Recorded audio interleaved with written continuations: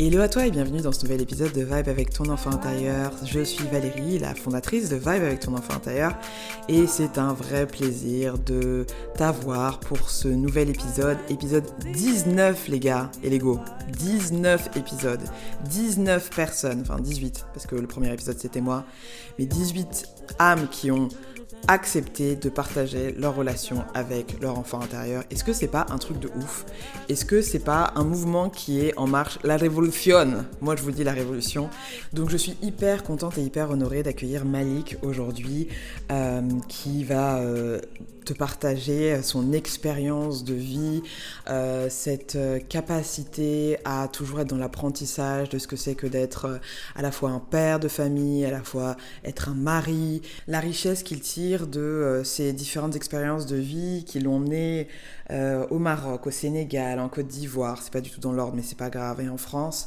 Et en fait avec Malik on a eu vraiment une conversation hyper intéressante sur comment est-ce qu'on fait pour ne pas reproduire finalement ce qu'on a hérité de nos parents dans l'éducation. Et ça veut pas dire que ce qu'ont fait nos parents n'est pas une bonne chose, pas du tout. C'est juste que ce sont des dimensions et des univers qui sont différents et que parfois, même si on a manqué de rien matériellement et qu'on a eu un ancrage spirituel et une assise, tu vois, identitaire, parfois il nous manque quand même certaines choses. Et donc on essaye, en tout cas pour le coup, pour Malik, qui essaye au quotidien de transmettre ça à son fils et à sa fille pour leur donner des outils complémentaires en plus de ceux qu'il a reçus de ses parents. Donc vraiment un épisode top parce qu'en plus c'est un homme et tu sais à quel point je suis contente quand je reçois des hommes qui font preuve de vulnérabilité, qui expliquent comment ils font pour s'ancrer, qui osent parler de leur gestion des émotions et parfois de leurs difficultés à gérer leur colère. On parle également du pouvoir des habitudes et des rituels. Bref, un épisode super riche. Je suis hyper contente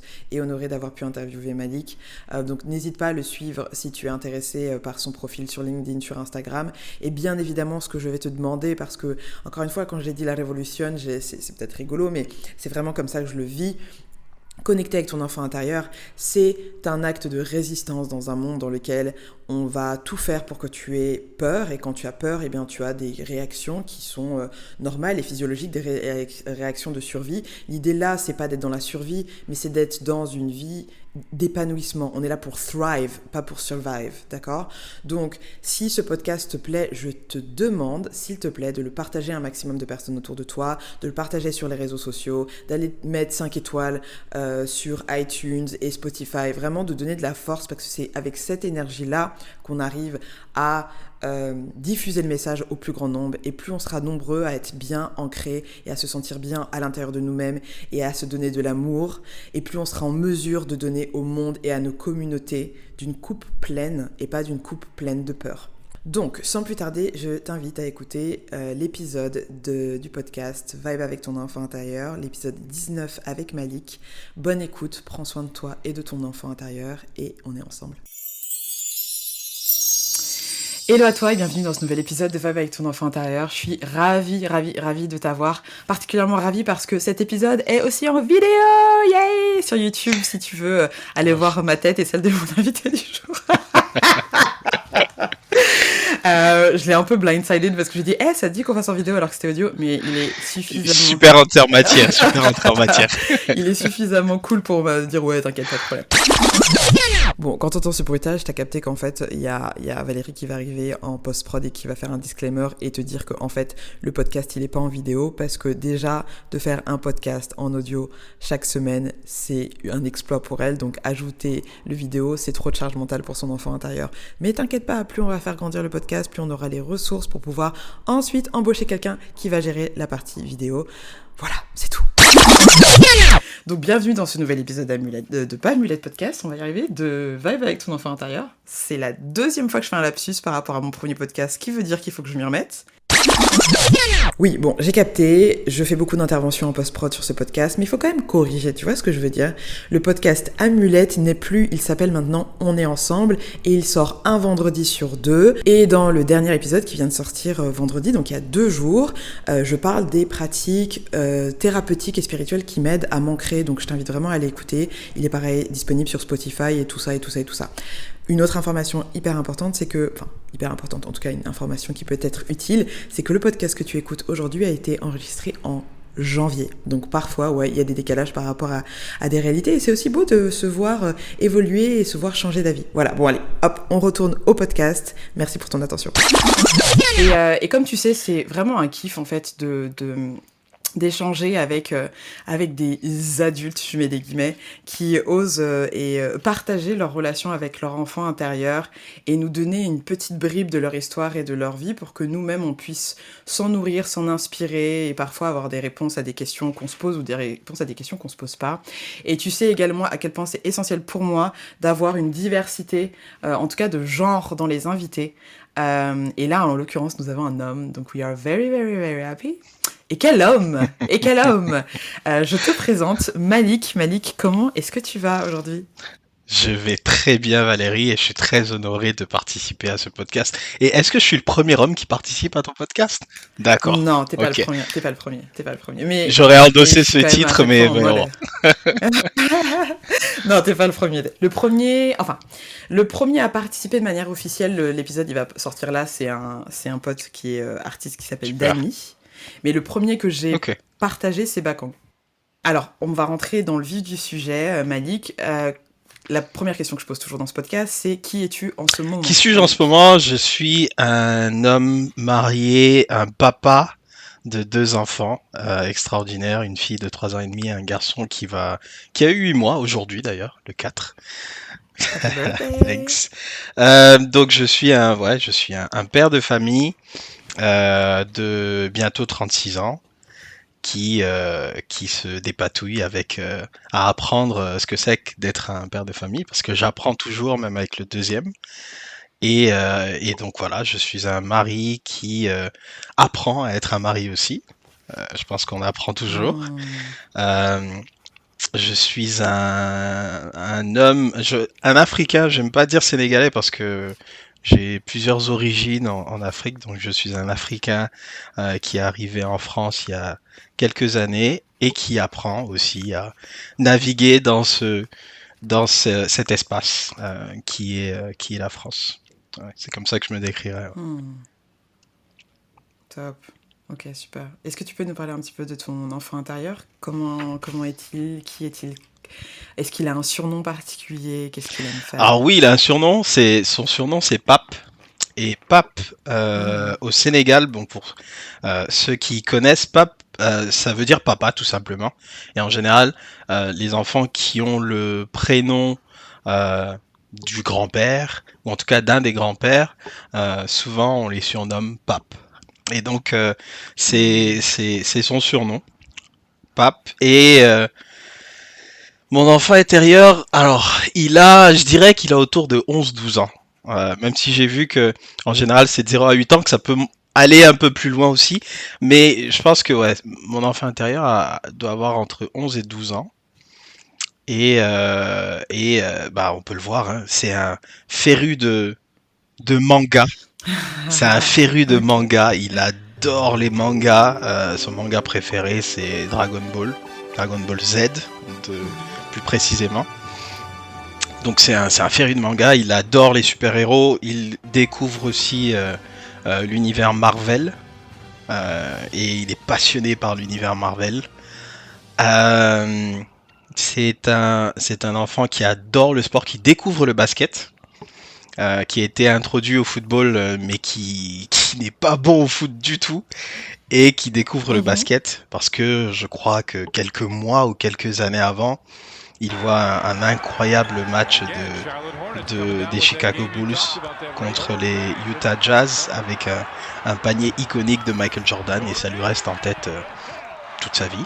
Donc voilà, il découvre le basket, il devient amoureux de basket et voilà, et il adore tout ce qui fait, on va dire, autour de ces éléments-là, autour des mangas, autour des super-héros, autour du sport en général, beaucoup d'arts martiaux aussi. Donc c'est dans ça qu'il trouve son épanouissement. Hmm. Par rapport à ton surnom, enfin ou en tout Ouais. cas le prénom, le surnom qui est donné à ton enfant, Pape, à l'enfant intérieur, est-ce que le fait que ça représente, enfin, que ça veut dire papa, ça apporte aussi un espèce de rôle où tu as une responsabilité, tu vois? Est-ce qu'il y a quelque chose qui vient comme ça avec ce nom-là? Euh, pour mon enfant intérieur, à ce moment-là, non. Un peu plus tard, oui, mais Mhm. à ce moment-là, pas vraiment. Euh, parce que mon enfant intérieur n'a pas connu son grand-père du côté paternel. Il a connu son grand-père du côté maternel. Et ce qui est drôle, c'est que les deux grands-pères ont le même prénom. Donc c'est Ahmadou. Donc Mhm. il a ces prénoms-là et donc il a appelé Pape. Donc on l'identifie un peu aux deux. Du coup, il n'a pas connu le grand-père paternel plus celui maternel. Mais ouais, je pense pas qu'à ce moment-là, en tout cas, il ressente une certaine responsabilité par rapport à ça. Je pense que ça vient un peu plus tard. Ouais. Mhm. Et c'est venu à quel moment alors? À quel moment t'as capté que en fait c'était pas que un nom qu'on te Je pense que transmettait? ça vient peut-être autour de 15-16 ans, Mhm. où beaucoup de réalités arrivent, où il vit beaucoup de réalités et il se rend compte qu'effectivement, il est pas juste Ahmadou Malik, il est vraiment, euh, même s'il n'est pas l'aîné de la famille, il a une responsabilité envers ses frères et sœurs et ça, je pense que ça définit toutes les années à venir jusqu'à aujourd'hui après. Mhm. Du coup, t'es pas Non. l'aîné de la famille, Je à suis quel niveau troisième, tes j'ai huit frères et frères et sœurs? sœurs. Pardon, j'ai 7 frères et sœurs, on est 8 Ok. au total. Et j'ai deux grandes Mhm. sœurs du coup. Et je suis le troisième Ok. de la fratrie. Et alors, la place de troisième dans une fratrie de 8, comment est-ce que t'as vécu ça? Comment est-ce que t'as vécu dans un premier temps le fait d'être le troisième? Parce que c'est quoi l'écart Pas que vous beaucoup, avez on a un an et entre... demi, Pas beaucoup, hein? avec celle qui est au-dessus Ouais, de moi et donc 3 ans ou 3 ans et demi avec la plus grande. Donc pas beaucoup d'écart. ok. Ouais, Comment je le vis? Je le vis plutôt bien. Euh, ouais. je le vis plutôt bien. J'ai un petit frère qui vient juste après, donc je me sens pas forcément. Ouais, j'ai l'impression que j'ai comme un jumeau, on va dire, même si voilà, il y a quand même 1 an et demi d'écart, mais on est très proches. Même sur les différentes activités qu'on fait, on les fait ensemble. Donc je le vis plutôt bien. J'ai une très bonne relation avec mes sœurs.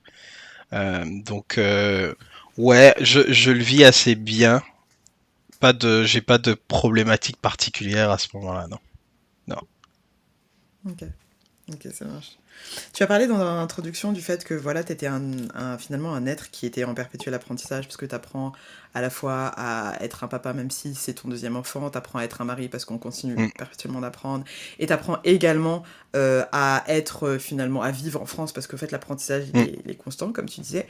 Qu'est-ce que le fait de devenir papa, ça t'a appris sur toi-même et ton enfant intérieur, en fait, et ta propre enfance? Euh, ça, ça m'a appris premièrement, alors par rapport à mon enfant intérieur, je pense que ça m'a appris à comme je l'ai dit, on était 8. Donc c'était difficile pour nos parents d'être à l'écoute de tous. Hein. Faut se dire les choses clairement. Et puis, je grandis en Côte d'Ivoire. On a une certaine éducation à l'africaine. Hein. Donc, on a certaines choses qu'on ne, voilà, en tant qu'Africain, qu'on n'entend pas forcément de nos parents et qu'on ne vit pas forcément au quotidien, surtout avec une fratrie comme la nôtre. Donc ça, je pense que être papa, ça m'apprend à donner peut-être ce que j'ai pas pu avoir. Attention, hein, j'ai eu une enfance extraordinaire. Surtout mon enfant intérieur, il est heureux à cet âge-là. À 11 ans, il est épanoui, il a ses frères et sœurs, etc. Euh, et je pense que les réalités sont différentes entre ce que j'ai vécu ou ce que mon enfant intérieur a vécu en son temps et ce que ma fille vit aujourd'hui. Donc, je pense que ça m'apprend à lui faire, ça m'apprend deux choses, à lui faire comprendre les réalités dans le monde dans lequel on vit, et ça m'apprend aussi à Hmm. lâcher prise sur ce que je maîtrise pas au fait, parce qu'il y a beaucoup de choses que Hmm. je maîtrise pas et que voilà quoi que je vais devoir quand même essayer de gérer avec ma fille, avec mon fils. Donc ouais, je pense que j'apprends beaucoup et j'apprends toujours à ce niveau-là. Est-ce que tu as des exemples, par exemple, de choses où en fait c'est difficile peut-être de se dire que t'as pas la main, mais il faut que tu acceptes le lâcher prise pour pouvoir éduquer tes enfants comme tu le souhaites? Est-ce que Ben, tu as des exemples concrets? concrètement, moi, mon enfant intérieur à 11 ans, il est en Côte d'Ivoire, il est dans un lycée international où il côtoie toutes les nationalités, où il côtoie toutes les origines, toutes les cultures, et il se pose pas de questions en fait. À ce moment-là, il se pose Hmm. aucune question. Je me rappelle que son meilleur ami s'appelle Takeda Okunobu, qui est un japonais. Donc, Yeah. et ça le choque pas, en fait. Il se pose aucune Ouais. question. Et aujourd'hui, malheureusement, les réalités sont différentes. Ma fille, elle est métisse, elle est noire et arabe, double peine, Hmm. donc ou double Ou double richesse, c'est richesse, clair, c'est clair. ça dépend où tu te places. Euh, mais voilà, je sais que sa réalité aujourd'hui en France est différente. Et moi, n'ayant Hmm. pas vécu cette réalité, la découvrant dans Hmm. cet espace dans lequel je navigue aujourd'hui. Je sais qu'il y a beaucoup de choses que je vais pas maîtriser. Bah, l'exemple concret, elle a commencé l'école il y a un peu moins en septembre dernier. Il y a beaucoup de choses que je ne maîtrise pas dans l'éducation qu'elle reçoit, dans les échanges qu'elle a avec les gens, dans comment est-ce qu'elle est perçue, etc., etc. Et j'apprends du coup à me dire que ce que je vais lui donner comme confiance en soi, comme amour, etc. à la maison doit être suffisant pour qu'elle puisse sortir et l'utiliser face au monde dans lequel elle vit. Donc et je lâche prise quoi. Je me dis je peux pas maîtriser ça, je vais maîtriser ce que je peux maîtriser ici quoi. Incroyable. Donc voilà. C'est deep, ça. Franchement, ça, c'est deep parce qu'en fait, c'est ça. C'est que tu peux donner les meilleures valeurs à ton enfant. C'est comment tu fais pour t'assurer que ça soit un C'est enracinement ça. tellement profond que même quand il va y avoir des secousses, parce qu'il va y en Absolument. avoir à l'extérieur, Absolument. soyons très très clairs, les Ouais, fondations soient ouais, et là, quoi. ça me rappelle une anecdote très très concrète du cocotier qui a des Mm. racines mais tellement profondes dans le sol que bah, un tsunami peut arriver, le cocotier il est là quoi. Et c'est vraiment ça que j'essaie Mm. de travailler euh, pour que voilà, quel que soit la situation qu'elle va affronter.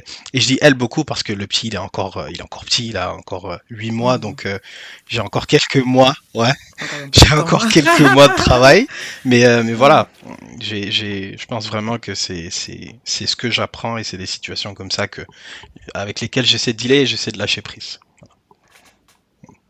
Hmm. Est-ce que tu as une pratique particulière pour lâcher prise? Comment est-ce que ça se passe dans ta tête? C'est quoi le programme qui s'enclenche ou qui se désenclenche justement pour te dire ok là, gars, tranquille, tranquille. Euh, je sais pas si j'ai un programme particulier. Je pense que euh, ça vient sur la situation en fait. Sur la situation, je vais me dire, Hmm. je vais vraiment essayer de prendre du recul et me dire, est-ce que je maîtrise ou pas? Est-ce que j'ai quelque chose, je peux influer cette situation ou pas? Si je peux, bah je le fais. Et si je peux pas, je me dis, ben, faut pas être buté. Et voilà quoi, lâche prise et contrôle ce que tu peux contrôler. Donc, je pense que j'ai pas vraiment de process particulier, si tu veux. C'est quand je fais face à une certaine situation, là concrètement, hein, quand ma fille me dit, par exemple, je sais pas moi, que c'est des exemples un peu bêtes, mais j'étais à l'école, on m'a tiré les cheveux. Bon, ok, Ouais. c'est rien, tu vois.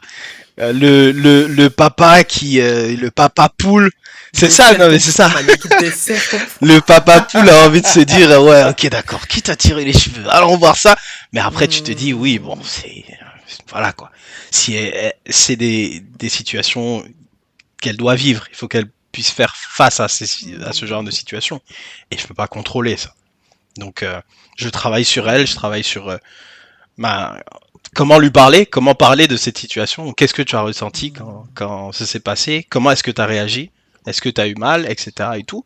Et voilà. Et surtout ne pas lui montrer que je réagis mal au fait par rapport à ce genre de situation parce que les enfants comprennent direct. Si je fais une tête, voilà, elle va dire ah ok donc c'était grave, etc.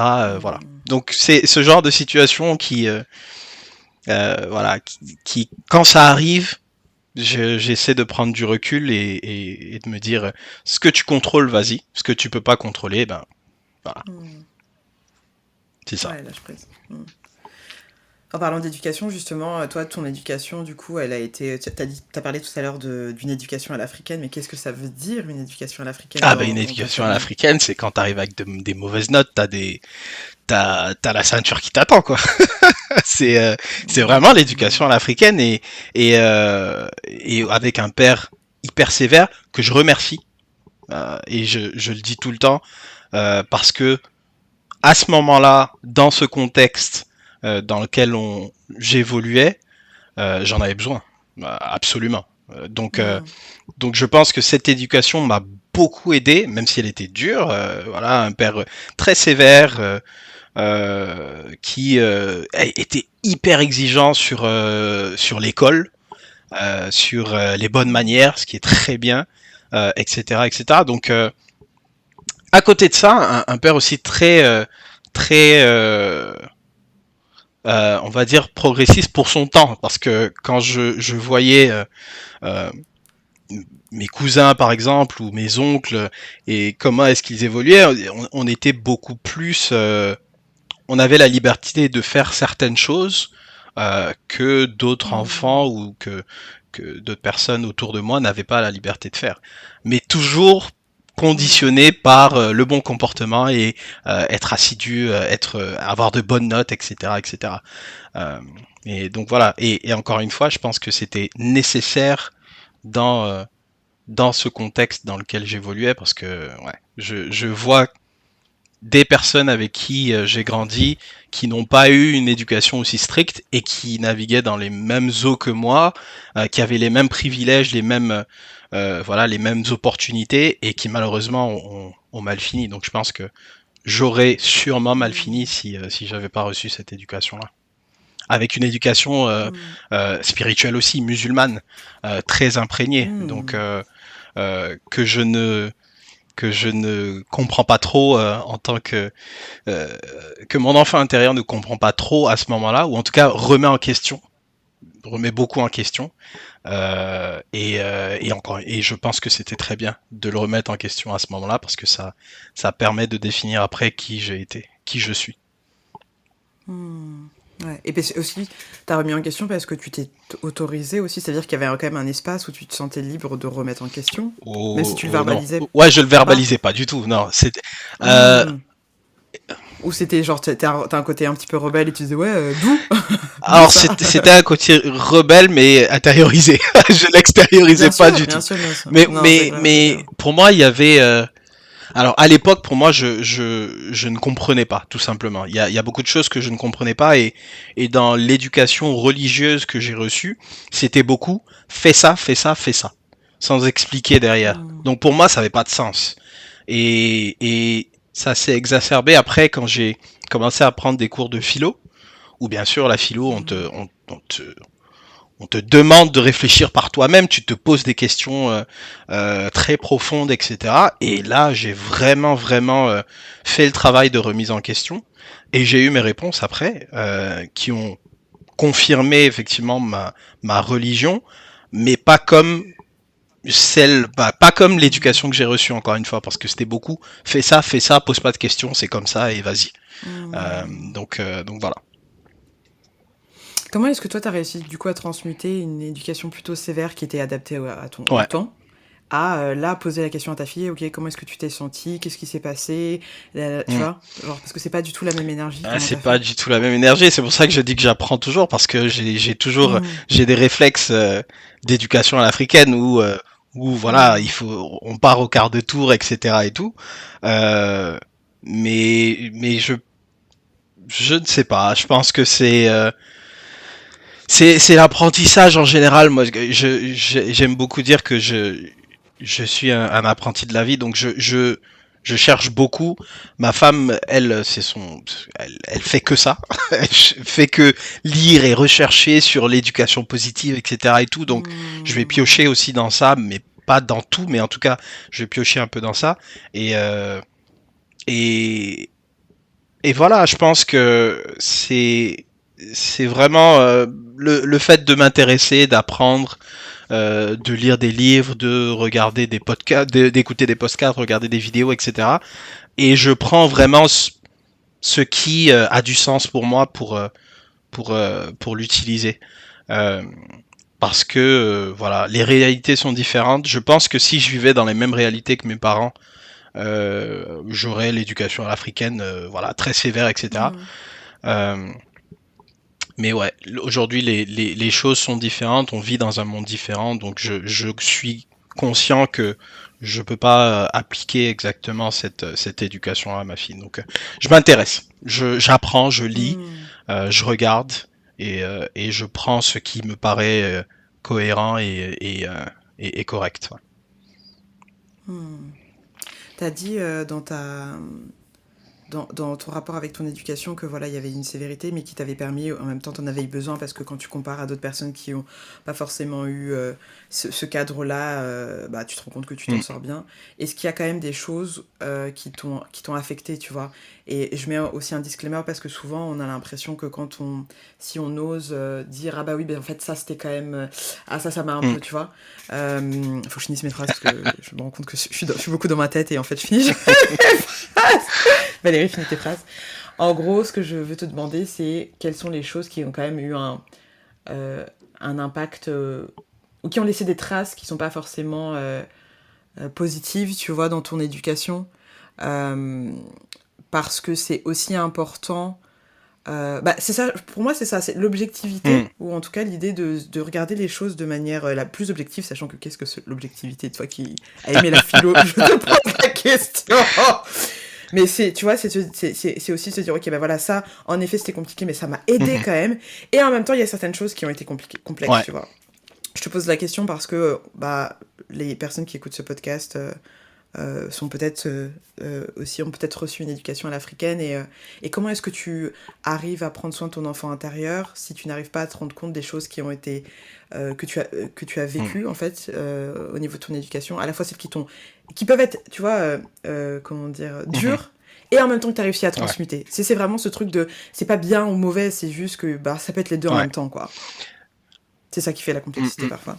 Donc longue question, mais Non, ça je donne vois l'info. exactement ce que tu veux dire. Je pense que, comme je te l'ai dit, la sévérité de l'éducation que j'ai reçue, euh, j'en prends le meilleur. Parce qu'effectivement, il y a des choses qui m'ont Mm. affecté euh, et que, voilà, que j'essaie de ne pas reproduire aujourd'hui, par exemple, avec mes enfants. Mais ce que j'ai pris de bien dedans, c'est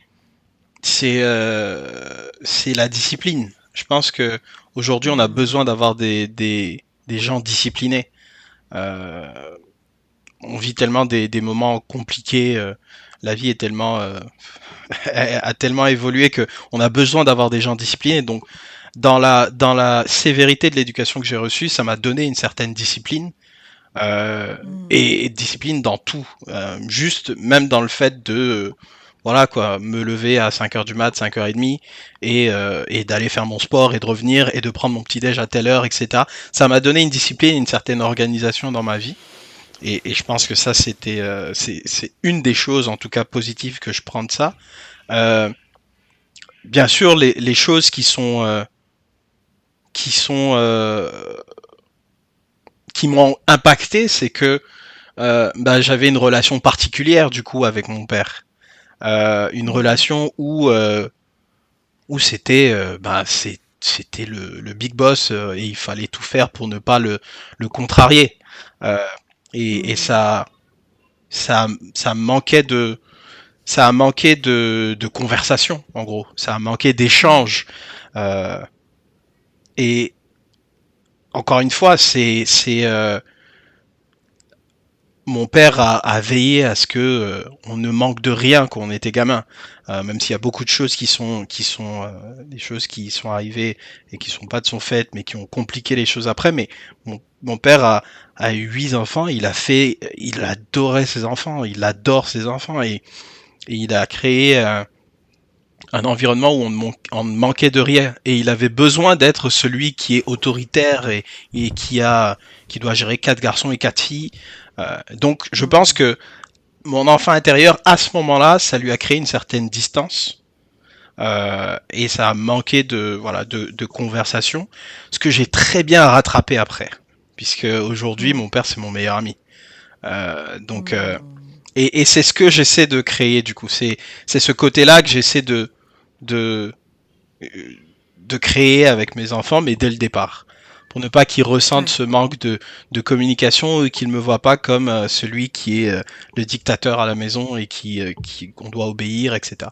Donc voilà, je pense que c'est des choses comme ça. Encore une fois, ça, je suis très heureux que ça c'est complètement changé parce que mon père s'est transformé quand on est devenu des adultes. C'était plus du tout le père très autoritaire, etc. et tout. C'est devenu vraiment quelqu'un qui a besoin de parler tous les jours. Donc mon père, je rattrape le temps perdu. On se parle tous les jours vraiment. Donc voilà, il y a des choses positives forcément que je garde. Il y a des choses qui m'ont impacté à ce moment-là. Et je pense que, en tout cas, je suis chanceux d'avoir pu, on va dire, rattraper le coup avec les années. Voilà.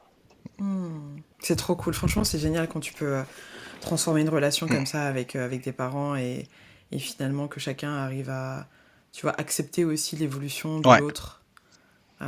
C'est un super cadeau. Franchement, c'est super inspirant. Donc merci pour ça. Pour toutes les personnes qui n'ont pas forcément cette chance. Ça donne de l'espoir. Je me permets d'interrompre ce podcast pour te parler de la newsletter qui sort tous les mercredis, qui s'appelle Le Jour des Enfants. C'est une newsletter qui est totalement gratuite. Et en fait, l'idée pour moi, c'est chaque semaine de venir te donner des outils complémentaires pour t'aider à reconnecter avec ton enfant intérieur. Alors, dans cette newsletter, tu vas recevoir des outils pratiques et concrets, des rituels à mettre en place pour connecter avec ton enfant intérieur, pour en prendre soin. Tu vas avoir également accès au blog dans lequel il y a des articles pareil, complémentaires avec des lettres d'enfant intérieur pour peut-être arriver à poser des mots sur tes mots MAUX et qui sont tellement douloureux que tu n'arrives pas à verbaliser en fait ce que ton enfant intérieur a ressenti. Donc vraiment, je t'invite à t'inscrire à cette newsletter. Elle est totalement gratuite. Il te suffit d'aller sur le site vibeavectonenfantintérieur.world/newsletter ou alors tu prends le temps de me suivre sur Instagram sur le compte Vibe avec ton enfant intérieur ou le compte Valérie DJMS et dedans en fait tu auras le lien pour t'inscrire à cette newsletter. Vraiment je te recommande 100% de t'inscrire, mon frère, ma soeur, c'est gratuit, tu vois ce que je veux dire, l'effort et l'énergie et l'amour que je mets dedans, vraiment il faut prendre donc voilà. C'était juste ça. Maintenant que je sais que tu as capté le message, on retourne à l'épisode. Merci pour ton attention. Mouah. Ton enfant intérieur, du coup, fan de manga, de Dragon Ball Z, de Marvel, sport également. Et par rapport à ce que tu fais aujourd'hui dans ton activité professionnelle, dans quelle mesure est-ce que ça a un lien en fait déjà avec ce qu'aimait faire ton enfant intérieur ? Non, pas vraiment, puisque non, pas vraiment. Non. Parce qu'aujourd'hui, je suis, je travaille dans les ressources humaines, dans la diversité, l'équité, l'inclusion. Donc c'est un autre sujet que j'ai développé un peu plus tard, quand je suis, parce que comme je t'ai dit à cette époque-là, la diversité, l'inclusion, bah ça faisait partie de mon quotidien, quoi. Je savais même pas ce que ça voulait dire le mot diversité ou le mot inclusion parce que je le vivais au quotidien, donc c'est quelque chose que j'ai développé après, donc non, c'est pas en lien vraiment avec ce que je fais, même si ça m'a suivi, hein, encore une fois, comme tu peux le voir derrière moi, ça m'a suivi jusqu'à aujourd'hui. Mais attends, c'est marrant parce que attends, là t'es donc RH diversité inclusion et en fait t'étais quand même dans une école internationale où ton meilleur pote il s'appelait, comme tu l'as dit, je veux pas abîmer son nom parce que je me rappelle pas, mais enfin pour moi, même si il y a quand même un énorme lien, enfin moi je le vois très très clairement. Ah d'accord, je croyais que tu disais est-ce qu'il y avait un lien avec ce que j'aimais faire, Ah, c'est-à-dire les non, mangas, ok. le Non, sport. non, Ok, non, d'accord. c'est moi qui ai mal posé la question. C'était vraiment, est-ce que finalement, le job que tu fais aujourd'hui, bah, quand tu regardes ton enfance et quand tu consultes ton enfant intérieur, ça a du sens. Tu Ah vois? oui, Ouais, ah oui. voilà. Ouais, ouais, non, carrément, oui, bien sûr, parce que encore une fois, comme je l'ai dit, pour moi, c'était pas des Hmm. sujets. Pour mon enfant intérieur, c'était pas un sujet. Euh, c'est devenu un sujet quand je suis passé d'un espace où je me posais pas la question à un espace où on m'a foutu une Et baffe, cet quoi. espace, c'était lequel? Où je suis arrivé.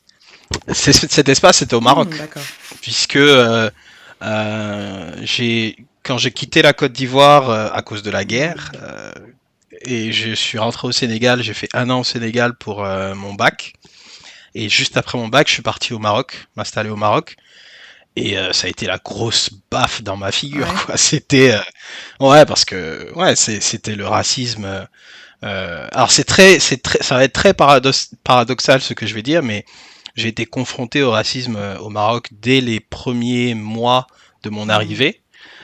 Après, j'ai fait 10 ans au Maroc parce que je me suis rendu compte que ce racisme dont on parle, c'était des ignorants qui, voilà, c'était les ignorants au Hmm. fait. C'était dans la rue quand t'es, voilà, quand tu rencontres ben, des ignorants et voilà, ils font preuve de racisme. Très vite, j'ai voulu me barrer, j'ai voulu rentrer. Euh, j'ai donné une chance au Maroc en restant quelques semaines encore et en démarrant une licence en management international. Et donc, je suis rentré dans le monde étudiant euh, où j'ai vraiment retrouvé cette diversité que j'avais laissée en Côte d'Ivoire, puisque là, tu retrouves des étudiants qui viennent du Cameroun, du Congo, du Sénégal, de la Hmm. Côte d'Ivoire, etc. et tout, et vous créez un truc de malade, Hmm. parce que vous êtes des communautés euh, subsahariennes, vous vous retrouvez et vous êtes Hmm. indépendants, vous avez plus les parents, Hmm. etc. et Et tout, les donc problèmes! ça crée les problèmes, non les problèmes de ouf, les problèmes de ouf. Mais bizarrement, justement, beaucoup moins de problèmes que ce que j'aurais pu penser parce que adolescent en Côte d'Ivoire, alors Ok. laisse tomber, j'étais un cassos. Et donc, je suis sorti de cet environnement-là, je suis arrivé au Sénégal où je me suis assagi de ouf, et je suis arrivé au Maroc beaucoup plus sage, beaucoup plus Hmm. mature, etc. Et donc voilà, donc même si je me suis pris cette baffe, j'ai quand même apprécié l'environnement dans lequel je me trouvais et je me suis rendu compte que dans le monde étudiant et un peu plus tard dans le monde du travail aussi, c'est même un atout au fait Hmm. de d'être noir, d'être africain et de venir avec une certaine assurance au fait. Hmm. Ça force le respect et ça c'est même un avantage. Donc ça m'a beaucoup aidé en tant qu'étudiant, ça m'a beaucoup aidé quand j'ai démarré ma carrière professionnelle. Et du coup, et voilà, et vraiment, le Maroc, c'est un pays que j'adore. J'y vais quatre fois par an peut-être. Bon, je suis un peu obligé, hein, ma femme est marocaine. Ah, Euh, good. No, ok, ok. C'est bon, je commence à voir la donc carte qui se dessine. Ok. voilà, voilà. Donc ouais, c'est voilà, ça a été une expérience très difficile au début, mais qui n'a fait que s'améliorer au fur et à mesure. Donc je suis bien content d'avoir laissé, voilà, de pas être parti au quart de Hmm. tour et d'être resté sur, voilà, d'avoir donné la chance à cette expérience-là. Donc je suis resté 10 ans au Maroc et, euh, et voilà. Donc tout ça, ça s'est développé et ensuite ça a été l'arrivée en France en Hmm. 2017 où pareil, c'est un renouveau encore, une nouvelle expérience, même si elle n'a pas été aussi brutale que celle du Mhm. Maroc, elle a quand même été dure de par certaines réalités, de se dire que voilà, on te refuse un appartement Ouais, parce que c'est t'es noir, par ouais, bien exemple. sûr. Ou, donc tout ça, j'ai été confronté à ça aussi. Et donc je pense que naturellement, au fait, cette envie de me dire, mais c'est des conneries, ça, au fait, il faut faire quelque chose, on peut pas rester là. Voilà, et puis, je l'ai pas dit, mais au Maroc, par exemple, j'intègre une société où, sur, je sais pas moi, sur 150 personnes, je suis le seul noir. Hmm. Je dis même pas le seul sénégalais, le seul noir. Et je me dis, il y a un problème. Hmm. Je suis pas le seul. Il y en a des tonnes dehors, tu vois. Donc il y a cette volonté de me dire aussi pourquoi, quoi. Hmm. Pourquoi est-ce que je suis le seul, etc. J'arrive en France, pareil, j'intègre. Enfin, je suis déjà chez Amazon, mais je démarre sur un centre de distribution où, à mon niveau hiérarchique, on est deux, Hmm. quoi. Sur un centre de 500, 600 personnes. Hmm. Je dis, c'est pas possible. Donc voilà, je pense que toutes ces expériences ont fait qu'effectivement, je me suis retrouvé dans cette position-là, ouais, Hmm. carrément. J'ai deux questions pour toi par rapport à ce que tu viens de dire, ou peut-être une question et plutôt Mm. une réflexion aussi, c'est que finalement, tu vois, quand tu parles Ouais, de ta fille et de le fait qu'elle soit confrontée à quelque chose que t'as pas vécu, en tout cas jeune, à savoir bah, d'être ouais, métisse, et puis c'est pas le métis qu'on entend, tu sais, genre noir et blanc, c'est genre le métis, ouais, tu vois, genre c'est un autre, double peine, ouais, double richesse, richesse s'il vous aussi. plaît, merci beaucoup. Et en fait, quand j'écoute ton histoire et que tu dis qu'en fait, t'as vécu la même chose en fait au Maroc. En fait, t'as déjà les outils, c'est juste que c'est pas forcément les mêmes âges.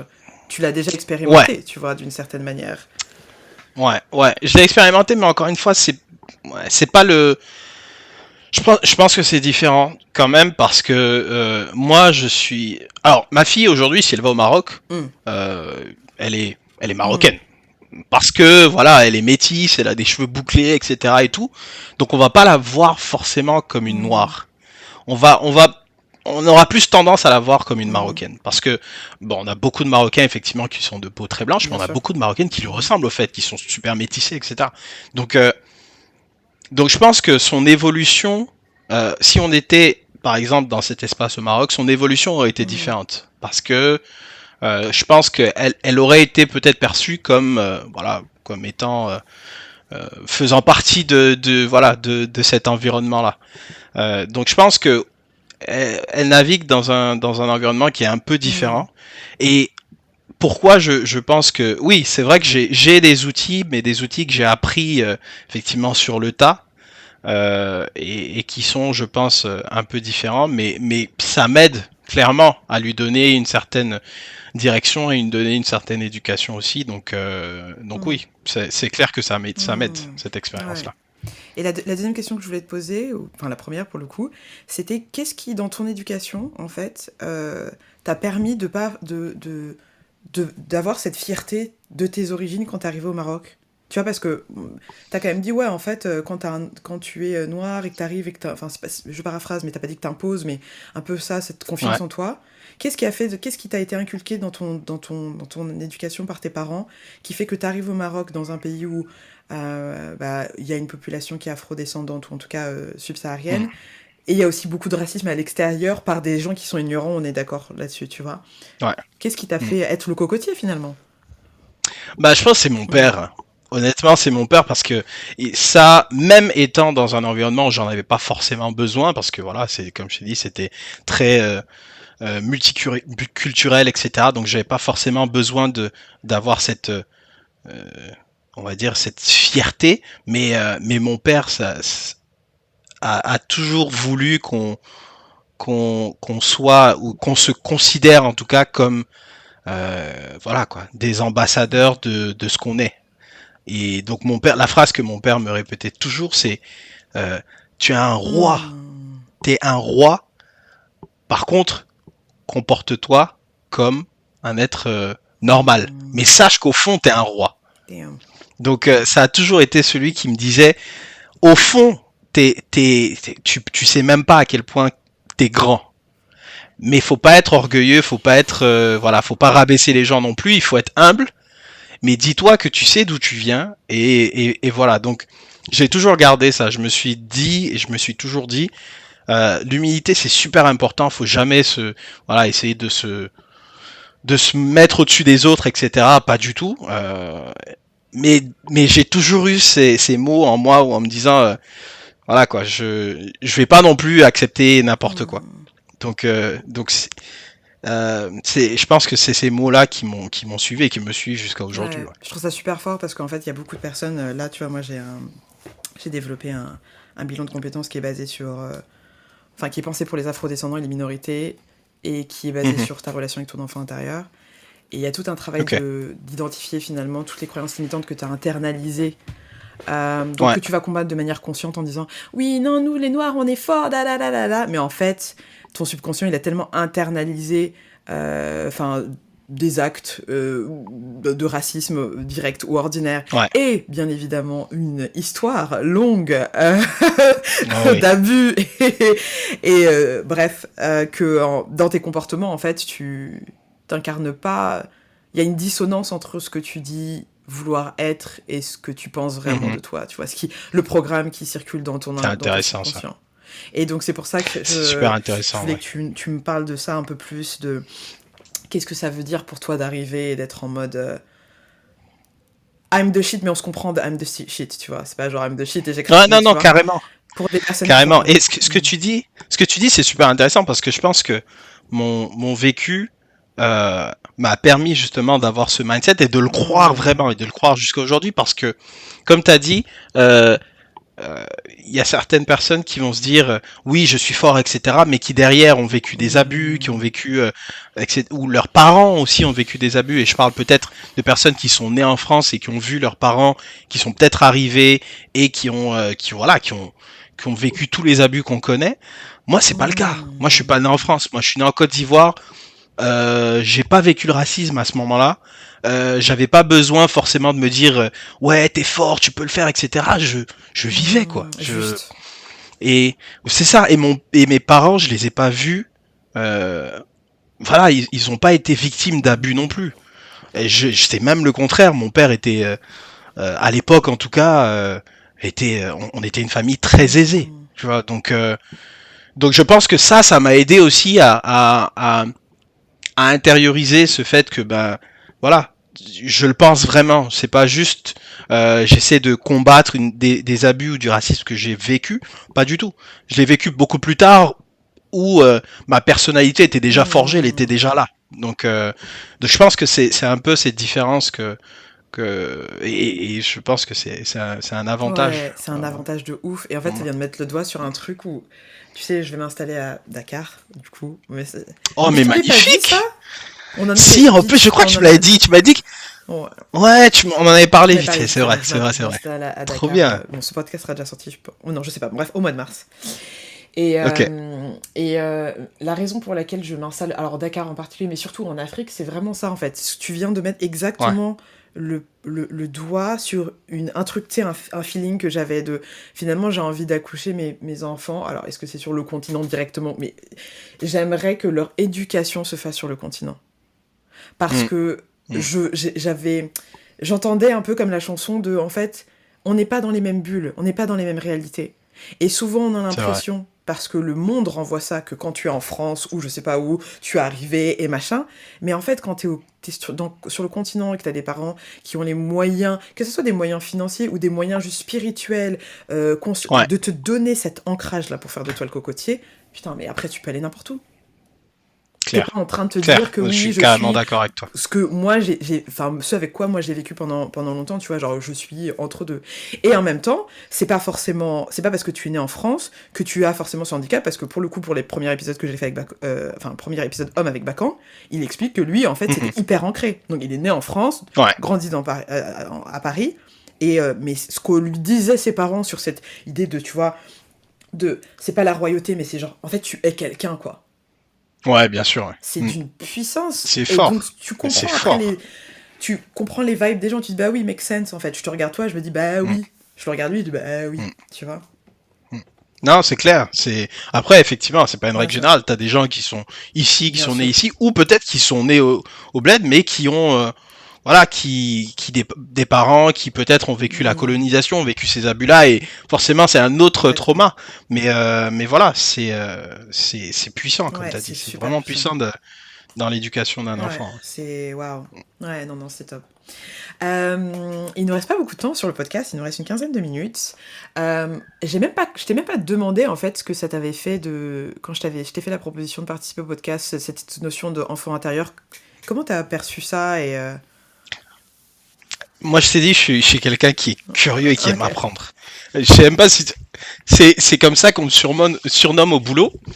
J'ai reçu c'est un trophée en pacotille, hein, mais on me dit Mr. Keep Calm I and Be love Curious. this. Ouais. J'adore apprendre. En fait, je suis curieux. Et quand tu m'as parlé de ça, c'est un concept que je connaissais pas du tout, que j'avais déjà entendu, voilà, par-ci par-là. Mais je me suis dit, c'est l'occasion d'en apprendre plus sur moi, de pouvoir discuter de ces sujets-là. Donc, j'étais super excité de pouvoir y Ouais, participer, c'est top, carrément. c'est top. Je trouve que, mais ça c'est enfin, ce que j'avais déjà vu parce que, petit disclaimer pour vous capter, parce que j'ai pas expliqué comment on s'est rencontrés, mais on s'est rencontrés par l'intermédiaire de K, K. Que tu as contacté sur Instagram. Ouais. Et c'est très Tout à marrant. fait. Et bon, c'est pas un secret, mais en gros, elle me dit ouais, j'aimerais bien bosser avec des entreprises. Et bam, t'as slide dans ses DM. Et on a fait Mais what? incroyable. Incroyable. Je pense que c'est à quelques jours près en truc de plus. C'est un truc de truc de ouf. ouf. C'est un truc de ouf. Ouais. Donc, Truc de ouais, ouf. belle Elle m'a fait un expérience. débrief, elle me dit ah non mais Valérie, oh là là, truc là. Ok, donc ensuite on a organisé un dîner du coup dans le loft de ma sœur et c'est là où on s'est rencontrés. Mais j'avais bien évidemment ta réputation t'avait déjà précédé, voilà. Et ouais non c'était vraiment top. Et pourquoi est-ce que je te faisais tout cet atalakou là? C'est parce que ce que j'ai capté, ce que j'ai capté quand même, c'était tu vois cet ancrage là que je comprends encore mieux quand tu m'expliques un petit peu ton histoire. La question que je voulais te poser, c'est comment est-ce que tu fais pour prendre soin de toi? Tu vois, tu as parlé de tes rituels, enfin de rituels, ce que j'appelle rituel, moi, à savoir le fait que tu te lèves à 5 heures, etc. Mais qu'est-ce qu'il y a d'autre pour pouvoir avoir un ancrage et être Monsieur Keep Calm and Be Curious? Je pense que ça passe vraiment par les rituels parce que je me rends compte au fur et à mesure des années que dès que je dévie un peu de ces rituels, je deviens une autre personne en fait. Je deviens exécrable, mais laisse tomber. Donc me lever, bon, ces temps-ci je me lève un peu plus tard, je me lève vers 6 heures, mais par exemple en été où je sais que la prière du matin par exemple est très tôt, je me lève à 5 heures, donc entre 5 et 6 heures je suis debout et je vais faire du stretching.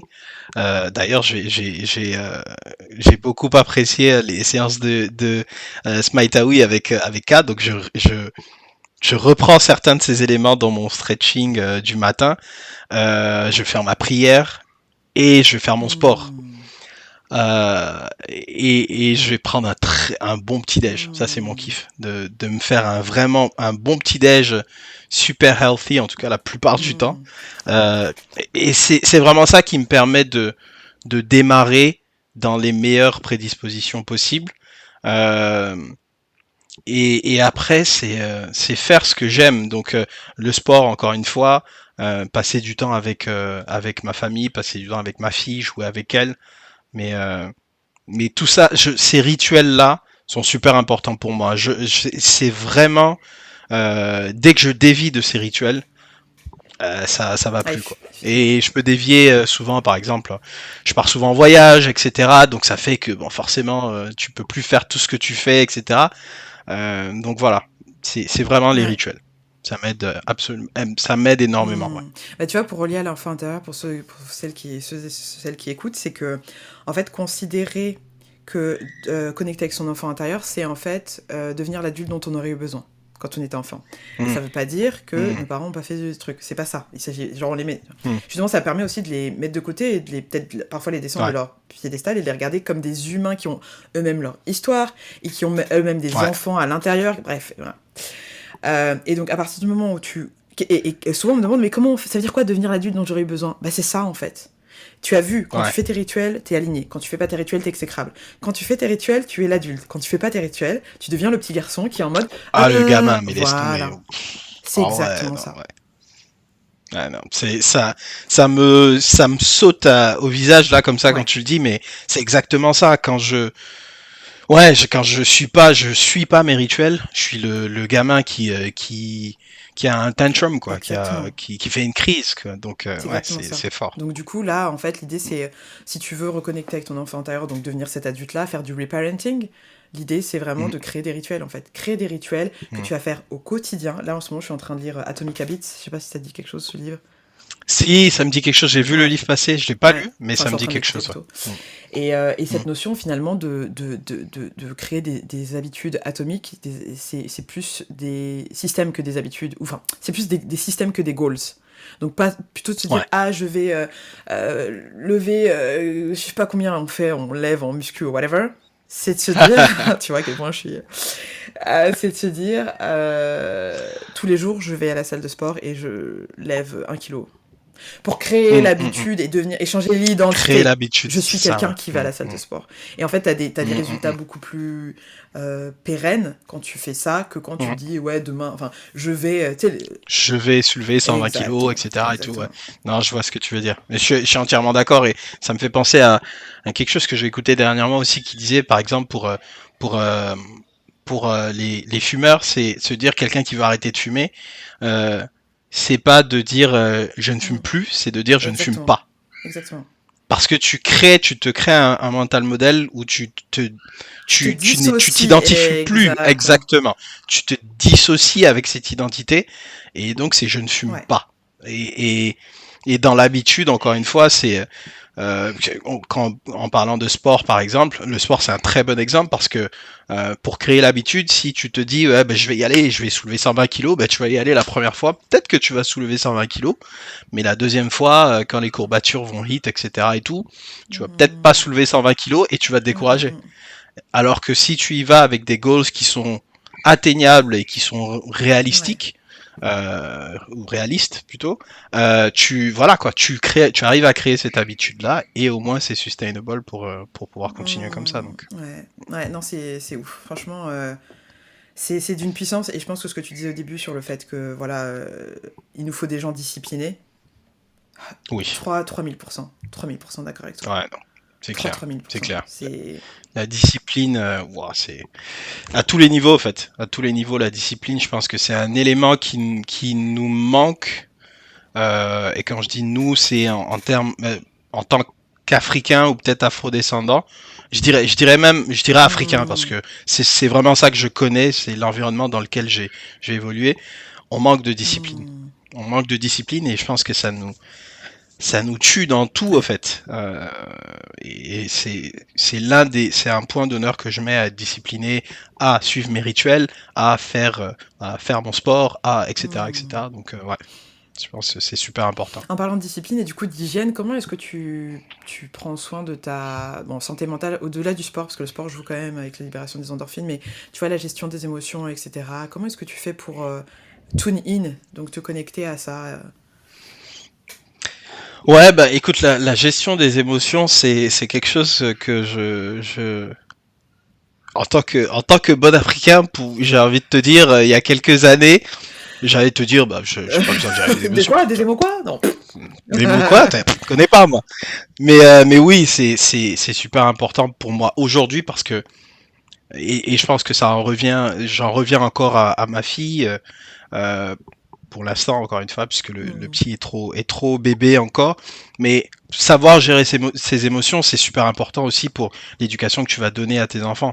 Et pour moi-même, c'est un cheminement parce que euh, c'est il y a beaucoup de choses qui ont fait que il y a beaucoup de choses que j'ai vécues, beaucoup de frustrations peut-être que j'ai vécues euh, après cette période de mon enfant intérieur qui ont fait que j'ai intériorisé beaucoup de Hmm. choses et que je ressors souvent de la mauvaise manière. Donc j'ai eu et je pense que j'ai toujours, même si je le gère un peu mieux, un gros problème de anger management, Hmm. de savoir De gérer colère. ma nervosité, ma colère. Euh, et donc j'essaie d'être plus honnête avec moi-même sur mes Hmm. émotions parce que j'ai beaucoup refoulé jusqu'à aujourd'hui. Aujourd'hui, j'essaie d'être beaucoup plus honnête et conscient de ces émotions et les accepter aussi. Hmm. Ne pas les voir comme des faiblesses, mais me dire, bah écoute, tu les ressens, donc voilà, c'est une réalité. Et ça me permet de mieux dealer avec ces émotions-là. Donc, c'est passé par de la lecture, beaucoup de lecture. J'ai essayé encore une fois, de m'éduquer sur ces sujets-là pour essayer de mieux les comprendre. Et j'ai eu beaucoup aussi, ça c'est une chance que j'ai eue, c'est de pouvoir participer à beaucoup de workshops et beaucoup de formations en interne dans ma boîte Super. qui traitaient de ces sujets-là. Donc ça m'a permis d'en apprendre aussi beaucoup, mais ouais, c'est un cheminement. Je continue toujours à apprendre et comment est-ce que je deal avec aujourd'hui, c'est vraiment en acceptant et en ouais, en acceptant les émotions, en évitant de les prendre comme des faiblesses, mais simplement comme une réalité avec laquelle il faut Ouais, dealer, comme quoi. une information qui vient de donner. Enfin, c'est vraiment ça, c'est une C'est ça. énergie qui vient de donner une information sur une situation et genre. Exactement. Ok. Ah, merci. Exactement. Cool. Ouais. Bon, bah, je vais. Ouais. Merci, casse-toi. Bon, bah, je vais gérer ça. Hein. Exactement. C'est Ah, exactement ça. j'adore. Ok, on arrive du coup, pour le coup, vraiment à la fin du podcast. Malik, j'ai des questions à te poser par rapport à ton enfant intérieur, un petit peu rapide. Yes. La première question, c'est si ton enfance était un plat, qu'est-ce que ça serait, Malik? Oh, c'est très simple. Un plat d'atchéké au poulet braisé avec de la loco sur le côté. Ça, c'est mon enfance, ça. Ok, super. C'était au moins, il n'y a pas eu de réflexion, c'était très très clair. Non. Ok. Non. Si ton enfance était une chanson, ça serait quoi? Si mon enfance était une chanson, ça serait. Alors, je sais pas si les gens vont connaître, mais vous pouvez chercher. Euh, ça serait Abidjan Faro de Espoir 2000. Ah, c'est sûr qu'on va l'insérer là, ici, là, c'est la base. Ah bah, Ok. Abidjan Faro de Espoir 2000, c'était. That was Voilà, your c'est ça. song. I love this. Exactement. I love this. Et enfin, si tu devais donner un titre à ton enfance, qu'est-ce que ça serait?